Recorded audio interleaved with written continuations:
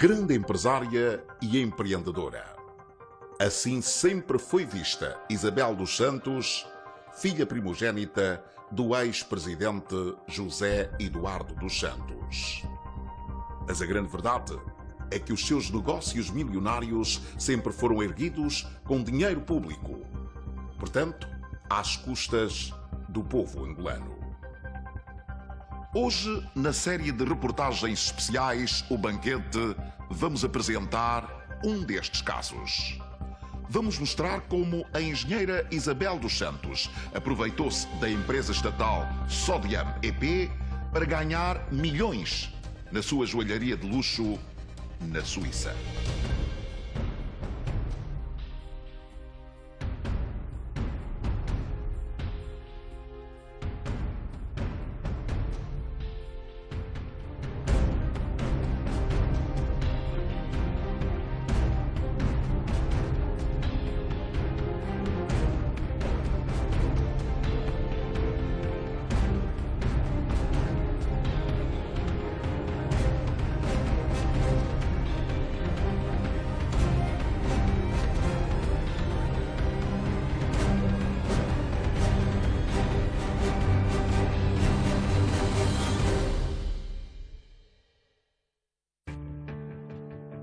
As pessoas hoje ficam com algumas dúvidas sobre o porquê que se fala muito de Isabel dos Santos e esquecem que Isabel dos Santos esteve em tudo, desde os anos 90. Isabel dos Santos começou um dos primeiros grandes projetos de que se tem conhecimento público, era a recolha do lixo em Luanda. Até se murmurava, olha, a princesa do lixo, Rainha do Lixo, com a Urbana 2000. Depois, em 99, há o grande acordo que o governo faz para a criação da Ascorp, Angola Selling Corporation, que era a empresa que passou a ter o direito exclusivo de compra de diamantes, quer do setor informal, do garimpo, quer do setor formal. E Isabel dos Santos entra com uma empresa, a TAIS, que são as iniciais de Tatiana Isabel, a Tatiana mãe, entra para um negócio com 24,5%. E em 2013 o próprio Presidente da República conclui que a Ascorp não está a fazer o seu trabalho, não está a cumprir com o contrato feito com o Governo, e o Governo não retira benefícios da Ascorp. E ela sai desta sociedade, continua na mesma sociedade, que perde o direito de exclusividade, e vai então obter o direito de compra exclusiva, ou direito preferencial de compra, da Sodiam, e associa-se à consultora exclusiva da Sodiam, uma empresa criada por Arcadi Gaidamac. E daí o que é que nós vemos? Criam-se várias empresas com este fito de compradores preferenciais, que no fundo são empresas da Isabel dos Santos, onde entra também a Odyssey, a Yaxon, que são Isabel, Sindica, é a mesma coisa. E o saque dos diamantes continua. Só estamos a falar no âmbito da comercialização. Depois vem então a parte em que a Sodiam é obrigada a entrar na sociedade com a Melbourne Investments, que é uma empresa em que o testa de ferro é Sindica do Colo, mas é uma empresa de Isabel dos Santos, porque José Eduardo dos Santos não daria os diamantes de Angola ao seu genro se não fosse para benefício da sua filha. É impensável, todos nós sabemos disso. Logo, o argumento de que é uma empresa do Sindica, não, é a Isabel dos Santos e ponto final. Um dos grandes saques da Sodiam acontece em 2010, quando foi criada em Malta a empresa Vitória Holding Limited, uma sociedade entre a Sodiam e a Melbourne Investments BV, propriedade da Sindica do Colo. A intenção dessa joint venture era investir na empresa suíça de Risogono, que, à época da negociação, encontrava-se em estado de falência, mas que poderia significar bons negócios ao casal Isabel e Sindica. Do que sabemos, a Sodian achou que a dado momento poderia se implicar na compra de uma autogelaria, mas também sabemos que terá sido o doutor do sindicato Coló que terá convencido as autoridades e a Sodian a fazer com que a Sodian entrasse no processo da Degrisógeno. E essa entrada da Sodian na Degrisógeno implicou um empréstimo muito importante da própria de Sodian junto do Banco BIC. No dia 20 de fevereiro de 2012, o então Presidente da República e pai de Isabel emitiu uma garantia soberana de 120 milhões de dólares para a compra da Degrisógeno pela Vitória Holding Limited.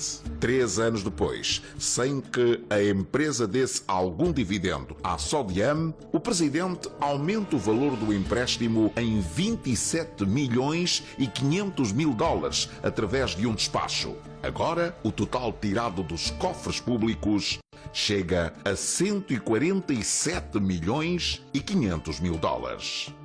Desse montante, 115 milhões 750 mil dólares foram transferidos para fora de Angola, depositados numa conta da Vitória Holding Limited no Banco Eurobic de Portugal, para ser investido na empresa Degrisógeno. Mas o dinheiro nunca foi. O único titular da conta bancária da empresa Vitória Holding Limited é Mário Leite da Silva, braço direito de Isabel dos Santos. Mas ainda pior do que toda essa evasão de divisas para empresas particulares em outros países é perceber que durante todo este tempo Isabel e Sindica patrocinaram festas, eventos, desfiles, enquanto a Sodiam, apesar de todo o investimento realizado, nunca recebeu qualquer dividendo. A Sodian estava encarregue simplesmente de pagar a dívida que contraíra com digamos assim, com o apoio do Ministério das Finanças, que contraía junto do Banco BIC. Então nós achamos estranho, e se a Sodian entrou numa grande joalharia com um crédito importante, era de bom tom que houvesse, não é, retorno junto dessa joalheria que permitisse então a Sodian ir saldando a dívida que contraía junto do BIC. Mas isso não aconteceu. E o que as pessoas devem perguntar é, estando a Isabel no mercado dos diamantes desde os anos 90, que benefícios é que as populações, as comunidades locais nas Lundas tiveram dessa exploração de diamantes? Há uma escola, um posto médico, dos bilhões de dólares que foram arrecadados dos diamantes, que tenha sido feito nas Lundas por esse envolvimento, este abocanhamento do setor diamantífero por Isabel dos Santos, e notamos aqui, é sempre um direito exclusivo. E então, quer dizer, o que se vai alterando apenas é como Isabel dos Santos salta de um negócio que, pronto, já não tem interesse, deixa lá as suas pedrinhas e salta para outro, arranja outro direito de exclusividade e continua com o mesmo negócio. O Conselho de Administração da Endiama só veio a ter detalhes do negócio em 2015, ou seja, 3 anos depois da sua concretização. Nós só tivemos conhecimento do Degrisógeno anos depois, na medida em que a Endiama tratava da produção de diamantes, e a Sodian, que também dependia do nosso executivo, tratava de comercializar os diamantes através do sistema de preferenciais. Foi somente após o fim da influência de Isabel dos Santos sobre as empresas do Estado que a Sodiam anunciou a sua saída da sociedade com a Vitória Holding em 2017. A associação econômica, enquanto crime, nasce como um negócio conforme, tem conformidade. O negócio está de acordo com a lei, as leis econômicas, as leis comerciais, mas sem integridade. Por quê? Porque este negócio é criado com vista a contornar ou a violar a lei. Devem ser responsabilizados não só as pessoas que aparentam ser os proprietários do negócio, mas também as pessoas que estão por trás. Em 2018, a Sodiam interpelou a Vitória Holding para proceder ao pagamento dos valores em dívida. A empresa estrangeira, mesmo reconhecendo o valor devido, alegou não poder fazer o pagamento por não ter resultados positivos desde 2012. Foram um dispêndio maior para o Estado, sem benefícios para o Estado. Nem sequer podemos dizer que não. O Estado ganhou alguma coisa com isso. Até podia ser. Mas pelo investimento feito pelo Estado, pelos fundos retirados do cofre do Estado, não há benefícios. E o prejuízo de milhões de dólares ficam para o Estado angolano e para a nossa população, que vê as nossas riquezas serem roubadas mais uma vez para o benefício sempre dos mesmos privilegiados.